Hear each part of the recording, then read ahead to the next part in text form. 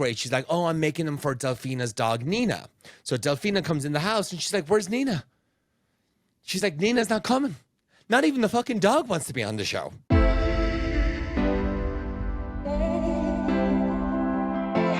Hi, everyone. Welcome to another episode of Don't Let It Stu. I'm here with one of my favorites, David Yontef from Behind the Velvet Rope. David, we have so much to talk about. There's been so much going on, not even about Housewives, but just other shit in the world and other gossip. I'm getting so much hate on TikTok and Instagram about my Meghan Markle, my Blake Lively comments and critiques. So we're going to talk more about it today. I don't care. I mean, listen, hate is a good thing. Listen, if no one were listening to you, Stu, first of all, yes, David Yontef, Behind the Velvet Rope podcast, go and listen, please. If no one were listening, they wouldn't hate on you, right? I know. I'd like, Zach Peter was like, just do not look. Do not look at the comments. I'm like, no, I will not. I've been called everything. It's great. I feel like I'm doing something right. I mean, I feel like Jeff Lewis now. You're heading in that, he's, there's people that don't like him. So you're heading into that territory. And hey, if it makes you feel any better, Stu, the amount of people that actually hate me, there's a long list too. Yeah. So there you go. It's so funny. Little small thing to get off my chest. I was in Palm Springs at the weekend, or Indian Wells. I was at the tennis, had a great time. And I'm going back again this weekend because, someone offers somewhere to stay. You just go. The hotels are insanely expensive out there right now. I mean, I stayed there last weekend for one night, and it was like $500, and it was basically like a Best Western. It was like lipstick on a pig, Best Western. It was kind of like jazzed up a bit, but it was still kind of shitty. But it was fine. Then the other nights were fine. But so I want to go to a restaurant on Friday or Saturday this weekend. And I'm on the Open Table app. Now, it's a hard restaurant to get into. I've been there a few times before. Bar Cecil, if anybody knows it, in Palm Springs. And it's great. It's pretty small and whatever. But what you can do in Open Table is you can go in and you can be like, hey, I want an appointment like Saturday. Now I'll give you like a time. I'll go like anytime from 5:30 to 8 o'clock, I'm good. Whatever fucking table you got. So I did that for Friday. I did that for Saturday. So what Open Table does is you click a thing called Notify Me. So if a table pops open, you can go in there and just like book it straight away if somebody cancels, right? What I'm annoyed about is they keep giving me fucking notifications that their table's available either Friday or Saturday. I don't know what day it is. You click in, you get notification. I click in. Oh, sorry, someone got it. Now, I'm not waiting 2 or 3 minutes. Like literally, I see the notification. I hit it straight away. Why are they doing that? Like, that's just like, I should be next on the list, and then I can decide whether I want it or not, and then it goes to the next person, right? Listen, New York City, same thing. Very hard restaurants when I'm in the Hamptons over the summer. Hard, although, it never works for me. I don't know how it works when it says New York is the worst. Like the difference between New York and LA, if there's a hard restaurant to get into in LA, you can eventually get in like a month or two from now. Yes, you can. In New York, it's like 5 years from now. Really. Like, so I have done this in so many different, and it's same thing. You're like, wait a second. I literally somehow saw this pop up. I happen to be here. What do you mean? It's been 1 second. What do you mean? It's never worked for me ever. I've never gotten off the list ever. It has been a bit better on Resi in the past, especially in New York. I've used Resi a bit, and actually I feel like it gives you like 10 seconds to get it, and then it moves on to the next person. But Open Table, never gotten lucky so far. So we'll keep going. I got a notification this morning at like 6 a.m. and I hit it.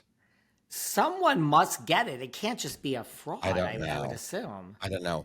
Now, the next thing I want to get off my chest is going to Indian Wells, the tennis. It gets busier every year. It's super fun. I go to Nobu. It's awesome. And it's like the best part about going there, right? I want to sit in the stadium. I want to sit in Stadium 1. I want to sit in Stadium 2. You can't get tickets. You can go on tickets third party and so forth, right? What drives me crazy, and this happens in all the tennis tournaments, but why hasn't someone figured out? Yes, the tickets are sold out. You can go online. I'm not spending $450, $500 to watch like a fourth round tennis match. If it was semifinals, quarterfinals, yeah, maybe I can kind of understand it. Maybe a final. It's insane. What I think needs to happen is in these tennis tournaments is the tickets are already gone. There should be a time limit. If you don't scan that fucking ticket within a certain amount of time after the game starts, like we'll say, give you the first 30 minutes, you should be able to give that ticket away for like $50. Like, you should, to fill seats. Because, like, even the poor tennis players, like, when you go on, you see, like, you know, on the TV, and you see the stands, and they're empty. But the tickets are sold out. And it's like, I'm sure a lot of corporate, they give them out gifts and all that kind of shit. But it's just, I just feel like there's a lot of massive fans that would love to see these tennis players, and they can't afford those tickets. So they buy the grounds passes for like $60. They watch it on the TV. They go to the outside courts, which is fine. You can see your big tennis stars there. But I just feel like there should be just some kind of system. Should they do that then, like for Taylor Swift, where the people are in the parking lot, and you're a big Swiftie, and the people, you know, are in the parking lot watching it like 30 minutes after? Maybe you could get upgraded. If there was like, I just feel like there just has to be a system like where there's a thing on it, like if you don't check in to the stadium within 30 minutes, your ticket goes up into like a box office for a lottery of like $50, $75 a ticket or whatever it is, just to fill it or just to give it to people that really actually want to be there. I just think it just drives me crazy. I mean, listen, they would make more money, right? You would sell the ticket at face value. Now you make another $75. It's not a bad idea. Yeah, if you're buying the ticket, you want to go. If you don't want to go, like, let it go. Like, just put it on, whatever. I don't know. It just drives me crazy. Anything bothering you these days? Well, I mean, now that you put it like that, what is really bothering, you know, shockingly, nothing is actually at the moment. Listen, I'm sure if we have, you know, an hour, I'm sure if I think about it, something's bothering me. I'm flying back to LA from New York on Saturday, so we'll see how that flight goes. Dealing with the airlines usually. Yeah. Right now, believe it or not, nothing's bothering me. Isn't that shocking? That's so lovely. Did you want to keep that way? Keep that positivity. I swear. Nothing right now. It's all good. All right, so let's get into it. I want to talk about the Meghan Markle show again. I've talked about it in the last two podcasts, but I'm sorry, I'm just enthralled in it. I'm watching it as like a chef, as a producer. I'm not a producer, but like I've worked with like a lot of producers. I'm friends with a lot of producers, so I get to like get that kind of that viewpoint, right? Mm-hmm. So as a chef watching it, I just feel like she doesn't know how to cook. People are saying like, oh, you can just see that she loves the joy of cooking, and I'm like, no, I don't understand that, because you see her trying to cut like with a knife. And by the way, I was talking to my culinary producer friend who I've worked on Food Network shows before. She's worked on my cookbook as well, and I'm asking her for her point of view, and she's like, as a food producer, a culinary producer, it is their job to make her look good on camera, whatever she's cooking. They should show her, this is how you hold a knife. This is the knife you should be chopping with. Now, I feel like personally, she's like, no, I got it. I know what I'm doing. And they're just like, let's leave her alone.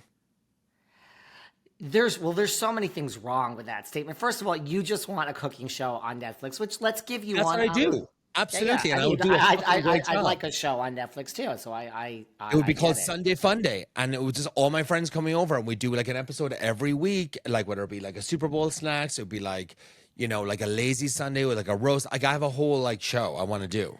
Okay. Actual friends. I'm liking the show.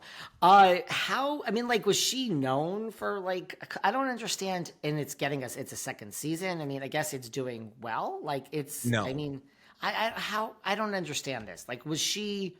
I'm not really into Meghan Markle, so I don't really follow. No. Like, was she supposed to be a cook? Is that like a thing? No, I don't think so, and I don't believe that. She had a blog back in the day, I think, like a Tig blog or whatever it was, but I don't believe she was. Maybe she talked about a few recipes, but if you watch it, it doesn't look like she cooks a lot. It's just like putting a pasta in like a boiling water with a kettle of water and like doing this like Instagram type pasta dish.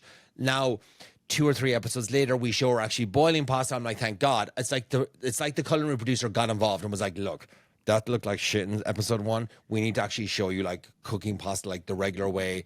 She did a rigatoni. It looked better. She cooked the other sauce on the side. She mixed it all together with her friend Delfina. So in episode 4, her friend Delfina comes over, and Here's the thing. She always talks about these friends, and then it's almost like she hasn't seen the friends in years, or it's like she doesn't know the person. So Delphina comes over. She's a pal from her polo days.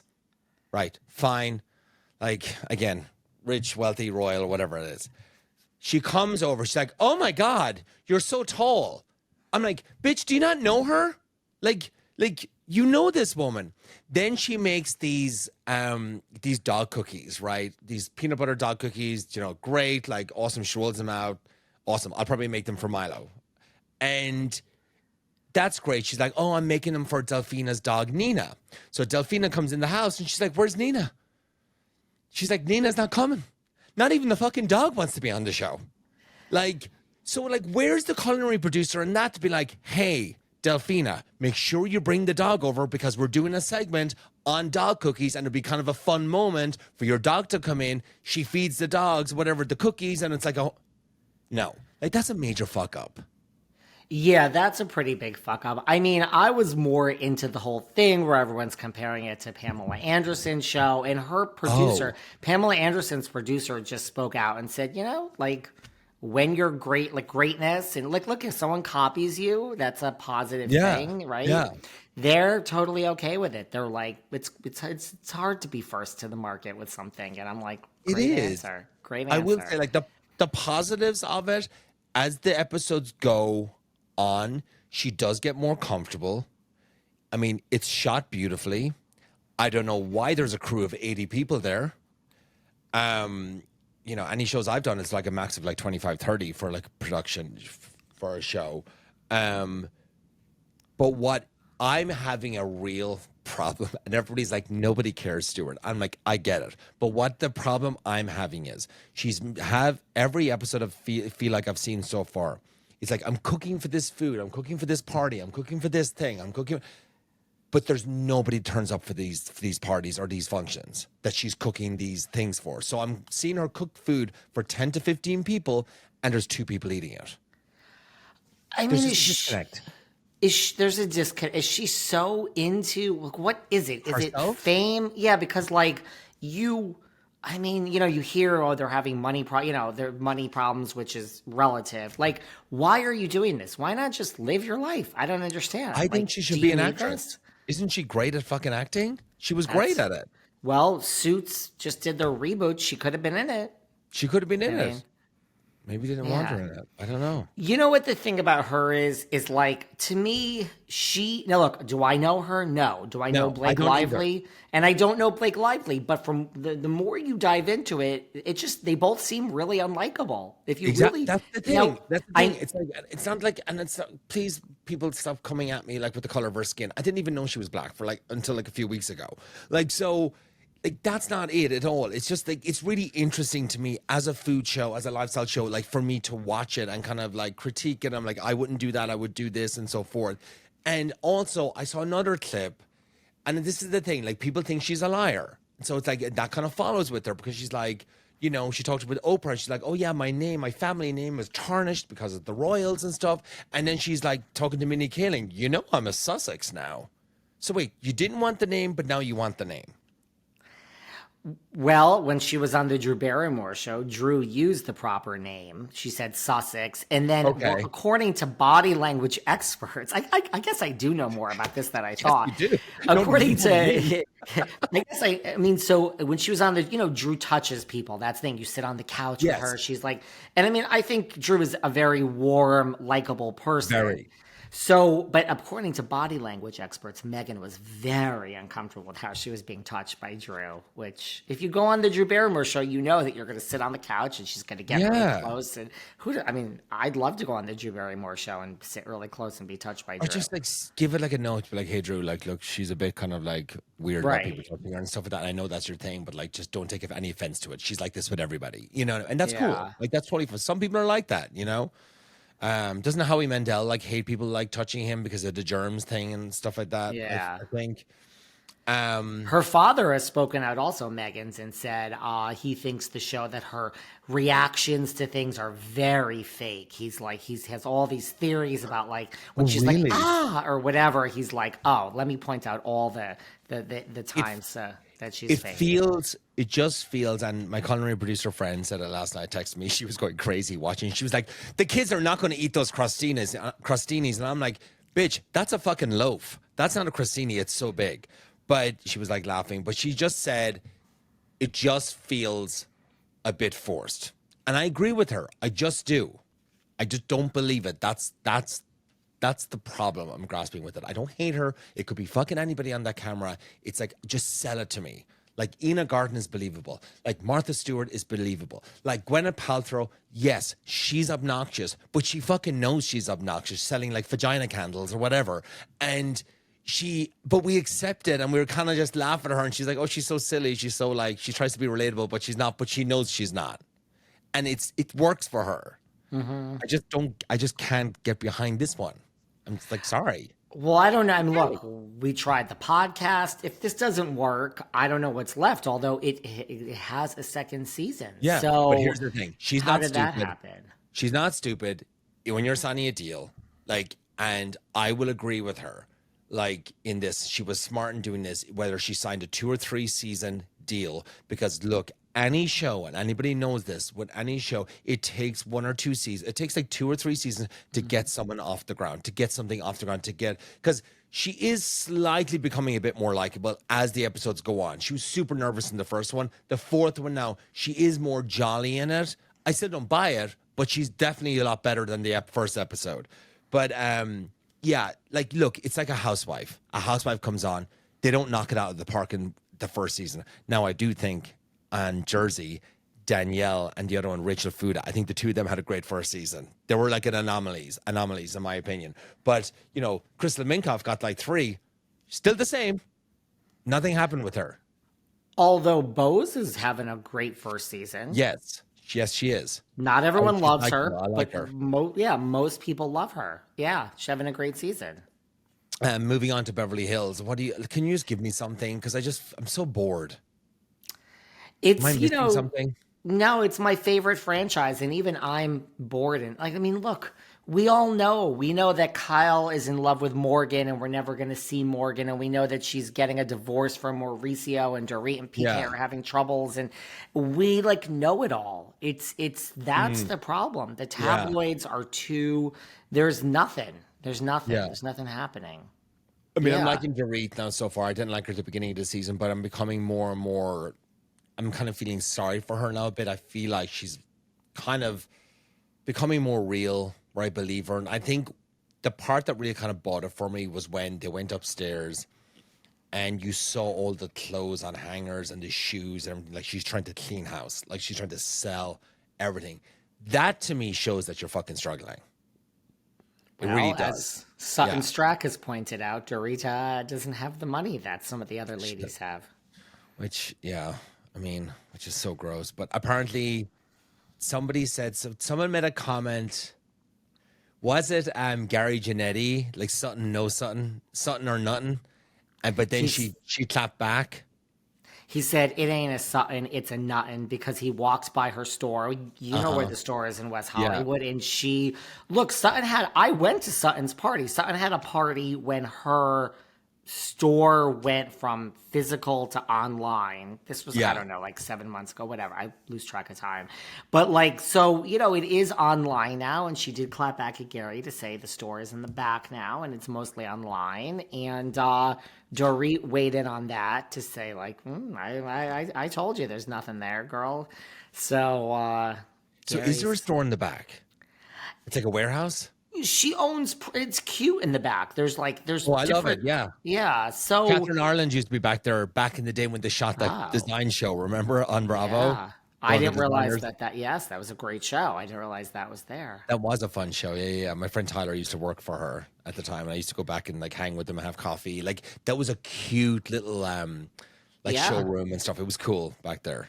Yeah. I remember Tyler from the show, and that is still back there. Yeah, like that setup. So. Yeah, Gary, I don't know about that. But you know what it is? Like, you look at Erika. Like, Erika owns it. Like, back with Mr. Girardi, my life was... I mean, she owns that. She can't afford things. That is very endearing. Yes. Dorit's going to have to get to that. I mean, I love Dorit, too. But she's going to have to just get to the, like, I'm going through a divorce and times are tough. I mean, she will be going through a divorce next season, I think, right? I mean, I think we all She will be. Yeah, realize they'll keep this. her. She definitely like kept her place for next season.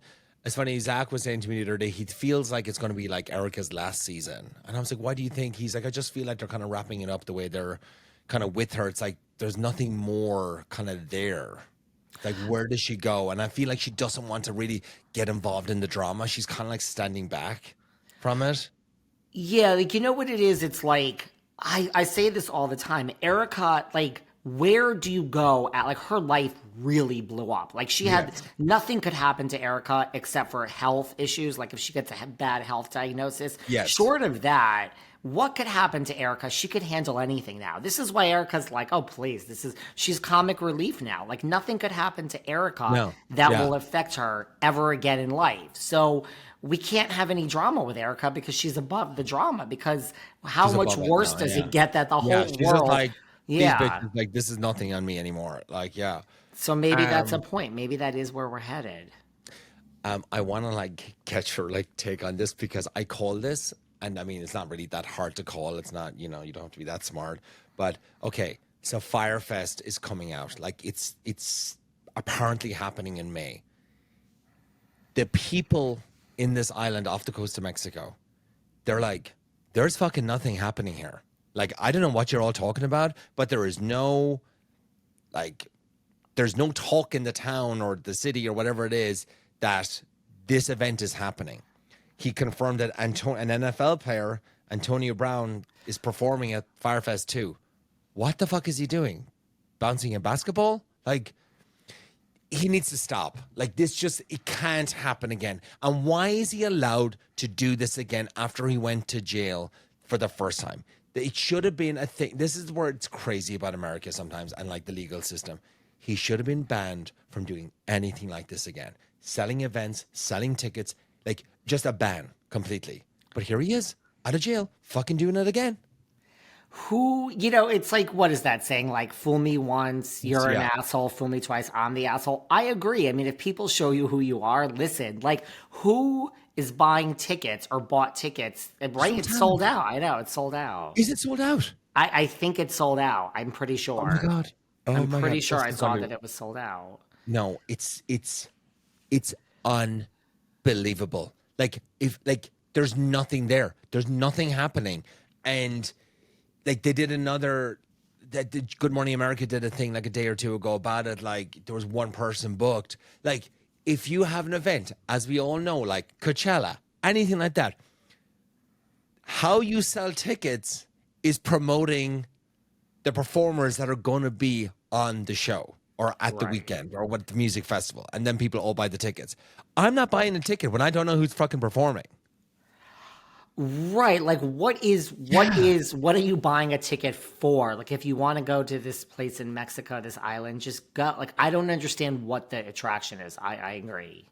Or just like, you know what? Just go yourself. Just go to the island and just like don't buy any fucking tickets.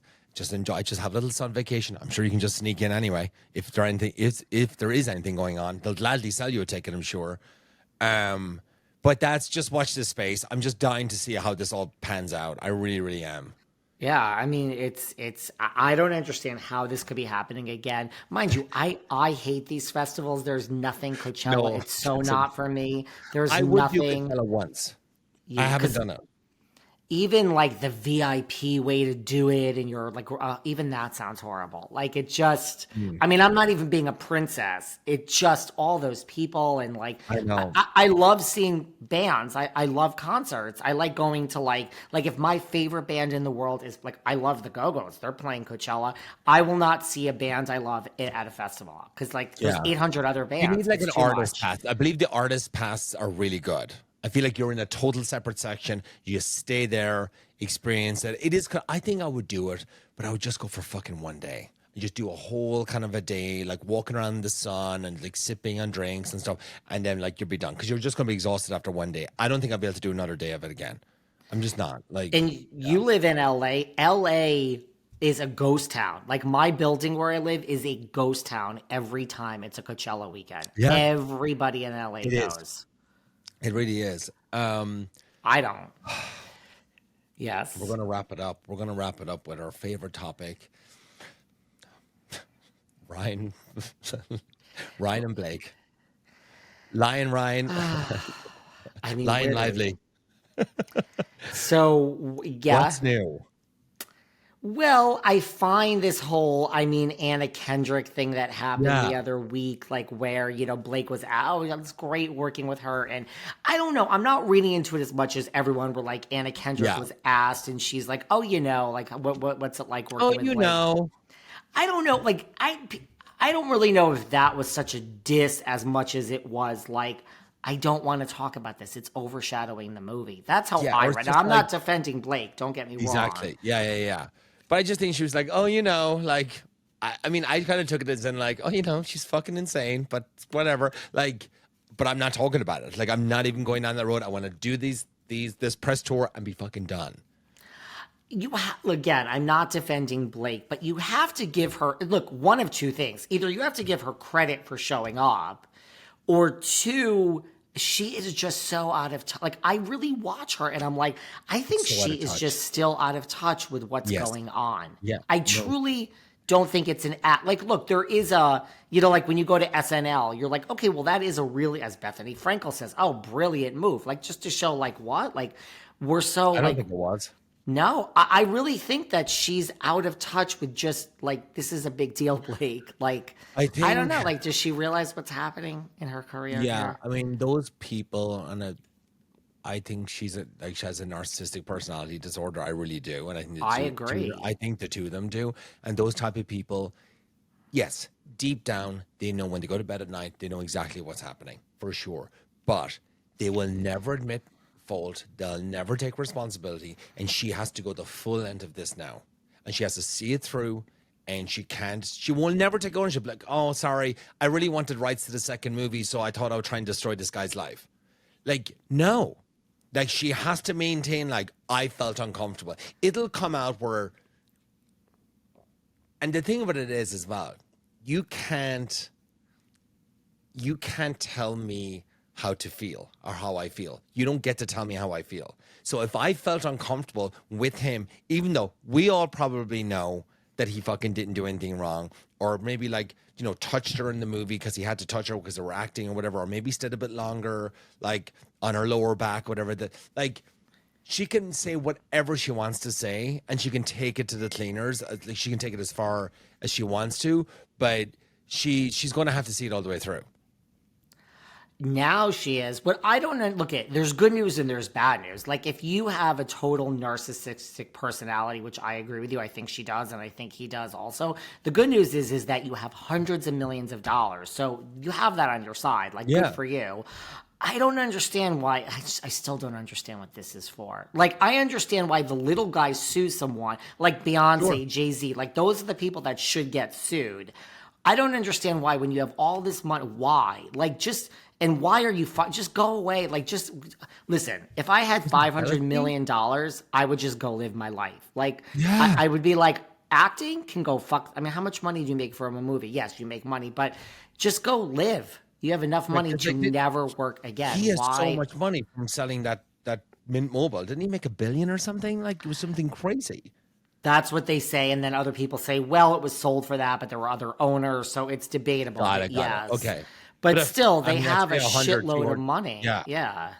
And it's like, you're going to fight over this guy. I just feel like they just felt like they could bully him. What, like, is it really about the rights for the second movie? They were trying to push him out so they could get the rights. So then what? Like, he's not going to be in the second movie and you're going to have a new guy? Like, that makes no sense. Right. It makes no sense either. I don't know. Maybe one day. I think if it goes to trial, we'll find out the real reason. I think it'll all come out. And why... do you even care? Like, there's a lot of projects out there. So you wanted the rights to this. Well, we can't have everything we want. Like, if Blake, even Ryan, if Ryan goes in, like, auditions for a part, there are other actors that are A-list, that are as big a name that you might lose out to. You might lose out to, I don't know who, think of the... Yeah. Right? Like, Bradley Cooper. Bradley Cooper might get the role over you. I don't think anybody wants to go near her anymore. I think she's done now. Nobody's going to want to go near her or act near her or anything like that. They're just not. They're not. And also, like, how can you watch a movie now and like forget this, right? Like it's gonna have to be a long time and you'll forget. Like if you watch Blake Lively in a new movie, this one that's out now, this is all you're gonna think about. So how you can't cast that actress anymore. Yeah.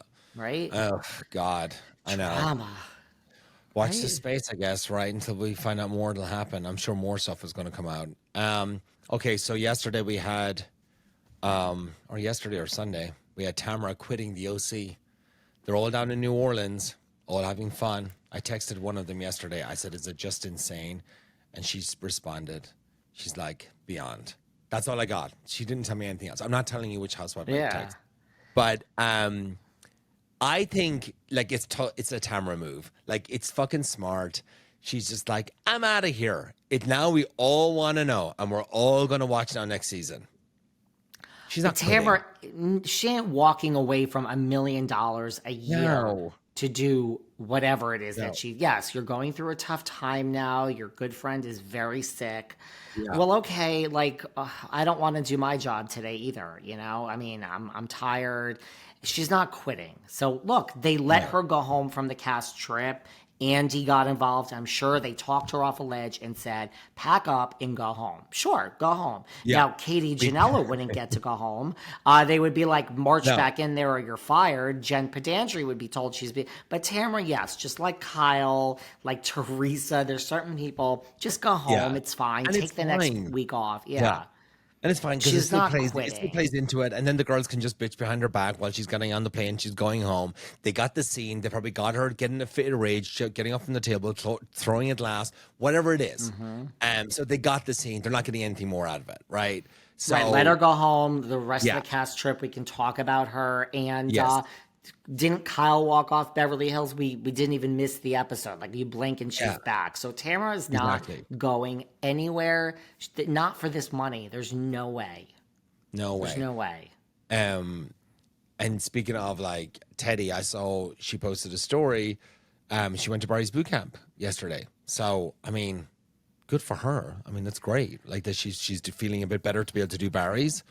I would do whatever I wanted at this point if I were Teddi, and I would not check any comments. As you were told, stay out of the comments. I would be like, I wouldn't even be on social media anymore if I were Teddi. I would just go do what I have to do to take care of myself. People having an issue that she's riding her horse, like, let her do what she wants. Yeah, like, who gives a fuck? Like, if she's sick and she doesn't know if she's going to live or die or what's going to happen or what's the outcome of the future, nobody knows. So it's like, do what she loves to do. That's it. I can't believe people have it. Yeah. I don't think I'll be at Barry's boot camp, but like, riding horses and stuff like that. Yeah. I don't think I'd ever work out again.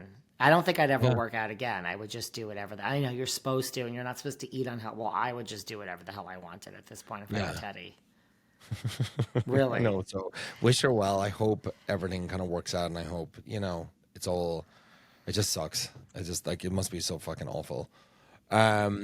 I think that's all we got for this week. Any plans for the weekend? You're flying back here Saturday? I'll be back Sunday. I'll text you.